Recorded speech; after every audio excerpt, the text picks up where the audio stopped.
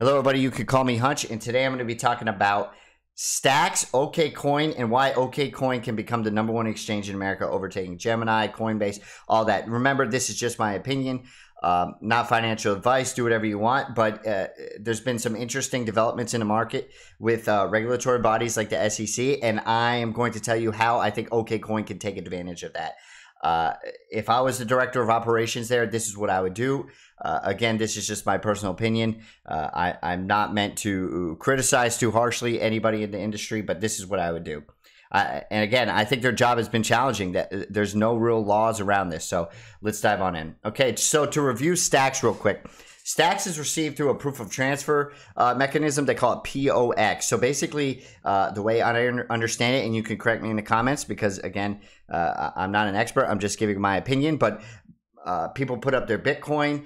A part of that gets doled out to people stacking their stacks. And then the people who were putting up their Bitcoin to mine stacks receive stacks in return, right? So you have this kind of interaction between these layers. I think you need to really pay attention though, because this is an important point. If Bitcoin is a commodity, Stacks is not paying out more stacks like in Matic, for example, where they pay out more Matic when you stake it, or Ethereum when you stake it. They're paying out a commodity, right? Bitcoin. Gary Gensler has said, he thinks Bitcoin is the only commodity.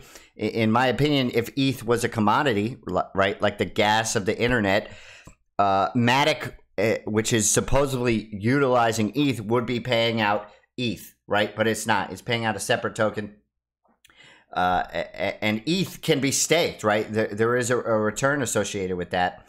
And any type of security that promises you a reward, right, is a security, right? You stake it, you are entitled to this staked ETH reward. That means somebody is guaranteeing it, right, until they can sufficiently prove that they are decentralized, which I don't think they have. But anyway, important to note, look at this. So another important fact, Stacks had registered for a token sale with the SEC, Ethereum, Avalanche, all these proof of stake coins. Now, granted, there was no laws when they decided to launch their token, did not register with the SEC. Okay, Stacks went ahead, did that. And then if you read through this article, and some other similar articles, you can see that, and correct me if I'm wrong, I'm pretty sure Stacks is no longer considered a security, and now they are trying to either become a currency or something else outside of the SEC's regulation. But the foundation around Stacks, which was Blockstack, PBR, or something like that, would file their annual report with the SEC, which what the Ethereum Foundation should be doing, right? If there is a body guiding the development of Ethereum, right, the staking, the sharding, consensus with the wallets, these are people that control the network of Ethereum. They should be filing with the SEC because they are guaranteeing investors a return on their Ethereum, right? That is the logic behind Gary Gensler. And if you don't believe me, I want you to listen to this. This is Alex Gladstein, Big Bitcoiner. Just listen real carefully, okay? This is vitally important for you to understand this argument. Rules don't matter. Long ago, Supreme Court Justice Marshall said this so eloquently. It's not about the labels, it's about the underlying economics. And this really should put everyone on notice in this marketplace, whether you call it lend, whether you call it earn, whether you call it yield, whether you offer what's called an annual percentage yield, APY, that doesn't matter. If somebody's taking their tokens and transferring it to that platform, the platform controls it. And guess what happens if they go bankrupt? You stand in line at the bankruptcy court. There's a saying in crypto that says, not your keys, not your coin. Okay, so that's all vitally important, right? This relates to BlockFi, this relates to Gemini, DCG, Genesis, all of that, right? BlockFi, for example, you would put your money on BlockFi, they'd give you a yield. Gemini, right, is right here. They called it earn. It's not up here, but if you go to the app, it's called earn, and they say staking. Okay, now this is what I'm going to get to with Okcoin. They call it earns. Remember, Gary Gensler just said whether you call it earn, whatever. If you transfer your coins to this platform, right, he's referring to a centralized platform, okay? Like this and like this. Now, whether they're using decentralized applications to provide you the yield, right? You're at the end, remember, at the end of his statement right there, he said, not your keys, not your coin, okay? So this is leading me into why I think Okcoin can overtake Coinbase and Gemini and be the #1 platform or centralized platform in the USA, okay? Okcoin, okay, has really put themselves next to the Bitcoin ecosystem. They have a Lightning wallet. They've got the stacks. They stack stacks. But unfortunately, they also let you earn other things, okay? I don't know if it's going to list it in here, but yeah, here it is. Okay, all these you can earn, right? This is very dangerous. But all of these, right, have not registered with the SEC. The only one that has is Stacks. And remember, Stacks is registered with the SEC. They may not be a security anymore, but they are paying out a commodity, okay? They are not paying out securities. They're paying out in a commodity, which is Bitcoin, okay? There's a yield to that. Now, does that matter? I've tried to wrap this around my head. You're still putting your things on their platform, not your keys, not your coin. This is how I think Okcoin wins.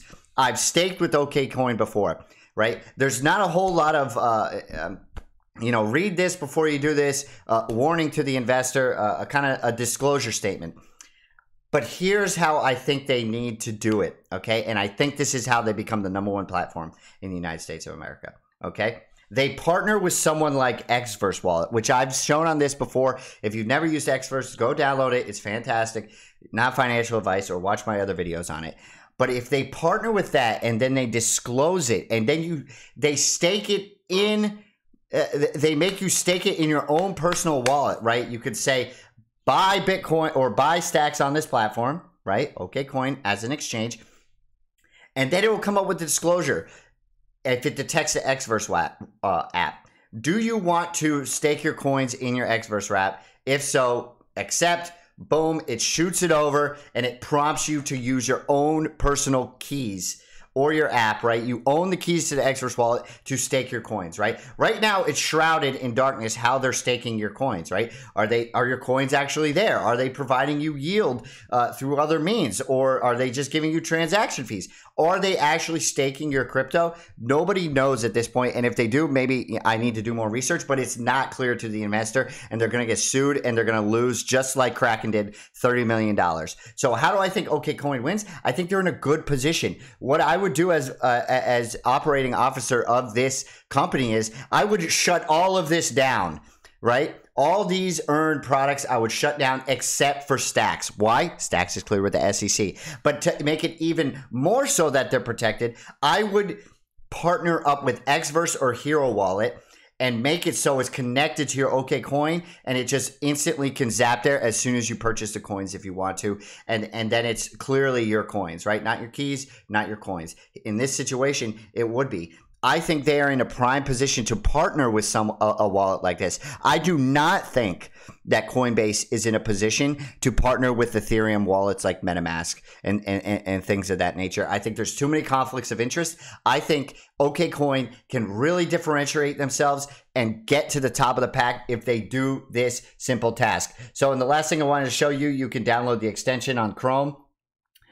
So on and so forth. It is very simple. I'm not saying this is what Okcoin should do. I would, and to be honest, I don't even know if it would work, but I would do something along those lines. Even if you want to keep these wallets, you have got to, or these earn products, you have got to figure out a way to make it so these people have their keys. And it would say, in order to deposit these funds, you have to have this app downloaded. Okay. And that's perfect for Xverse because it works flawlessly. And on top of that, it pays you out in a commodity, which is Bitcoin. It doesn't pay you out in a security, which may be Stacks. And what all these other things are, all these other proof of stakes, so on and so forth, right? All these were not registered when they did the token offering. All these promise you a yield. They don't know, the consumer doesn't know how they get those yields. So again, this is how Okcoin wins, in my opinion. They partner with a private wallet. They disclose it. Even if they don't make you open a private wallet, they disclose it that they're using a personal Xverse wallet or something. But that's the direction of the business I would take. And I think Okcoin can instantly go to the top job if they do that with Bitcoin, and if they maybe find a way to do it with ETH, if ETH can scathe by. But we all know ETH is in big trouble at this point. Anyway, you could call me Hunch. I hope my argument for this makes some sense to you, but this is a critical. The SEC is saying what all these Bitcoiners have been saying about XRP, Ethereum. All right, they're promising you a return. Who's giving you the return? You have to disclose that information according to the SEC. Now, do I think it's right? Do you want to have a debate about that? I don't care. I don't think the SEC does that great of a job. That's just my opinion. I don't think we need protection from it. But under their jurisdiction, if you're going to offer a yield, you have got to disclose to the consumer what's going on. Okcoin can take advantage of this, and they can win. You can call me Hunch.